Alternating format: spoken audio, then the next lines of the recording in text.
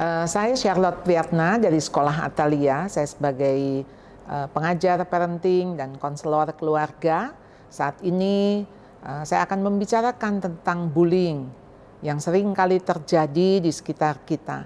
Bahkan setelah pandemi ini kita melihat bagaimana bully yang dulunya dilakukan secara verbal, secara fisik, namun bully itu dilakukan pada saat anak-anak berinteraksi melalui media sosial.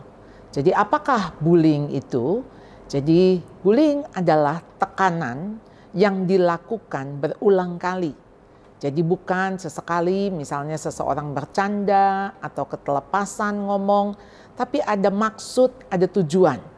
Bisa bentuknya secara fisik, bisa secara mental, secara verbal. Yang dilakukan oleh seseorang yang merasa dirinya kuat atau sekelompok orang terhadap seseorang atau sekelompok yang dirasa lebih lemah. Jadi bully itu macam-macam, bisa dalam bentuk fisik, misalnya menampar, memukul, menginjak kaki, menjegal, menjambak, dan menghukum seseorang. Karena bully itu bisa dilakukan baik oleh guru kepada murid, baik oleh orang tua kepada anak, baik suami kepada istri. Jadi kepada pihak yang merasa dirinya kuat, kepada pihak yang merasa dirinya lemah. Ada juga bullying secara verbal. Jadi entah itu makian, entah itu meledek, entah itu menghina atau mengejek. Nah, bullying verbal ini saudara bisa dalam bentuk macam-macam. Sehingga ketika itu diberikan bisa berakibat kepada bullying mental. Secara mental, misalnya katakan orang memandangnya dengan sinis, dengan memberikan lirikan tajam, kemudian mengucilkan, mendiamkan. Jadi secara mental orang yang diperlakukan demikian, dia merasa dirinya direndahkan, merasa dirinya tidak layak. Dan biasanya orang yang menjadi korban tidak berani bicara kepada siapapun. Karena dia takut akibatnya lebih parah lagi jika dia berbicara. Nah, akibatnya tentu si korban merasa diri terancam, menderita, dan kemudian dia ketakutan. Sehingga dapat membuat kehilangan kepercayaan diri, kehilangan konsentrasi belajar, kehilangan rasa nyaman. Sehingga dia tidak akan mau keluar, ketemu orang-orang, dia tidak mau pergi ke sekolah, atau bahkan dia tidak mau keluar dari rumah, dan dia akan memilih untuk menyendiri.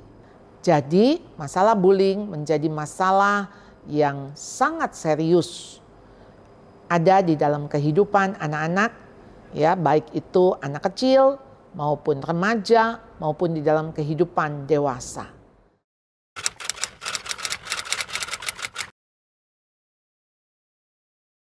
Bagaimana kita bisa membedakan antara bullying dengan ejekan? Memang sebagian besar ejekan adalah sebetulnya tujuannya jelas untuk membuli. Sejauh mana bullying itu dianggap sebagai bagian dari sebuah relasi yang tidak membuat salah satu merasa tertekan.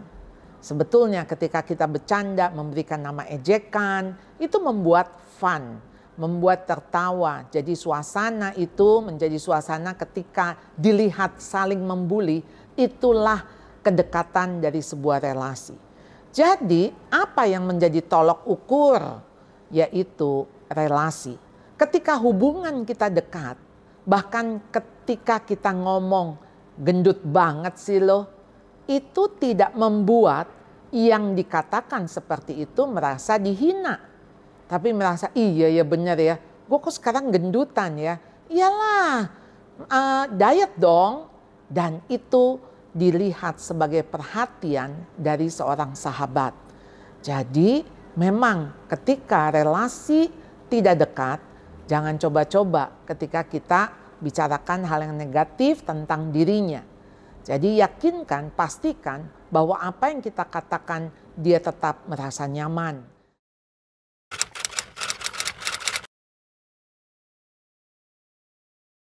Yang pertama harus dilakukan, bagaimana anak ini merasa nyaman dengan orang tua. Orang tua tidak mencecar, orang tua tidak bertanya, siapa yang membuli kamu? Nanti mama bereskan, nanti papa akan datangi temanmu. Justru itu membuat anak merasa tidak aman. Jadi seringkali anak tidak mau bicara kepada orang tua karena orang tua yang reaktif. Lalu kemudian apa yang orang tua harus lakukan? Bertanyalah kepada si anak, apakah dia butuh pertolongan? Ataukah dia yang akan melakukan, misalnya dia perlu melapor kepada gurunya, dia perlu melakukan tindakan apa begitu. Tanyakan supaya keputusan ini adalah keputusan si anak, bukan keputusan orang tua.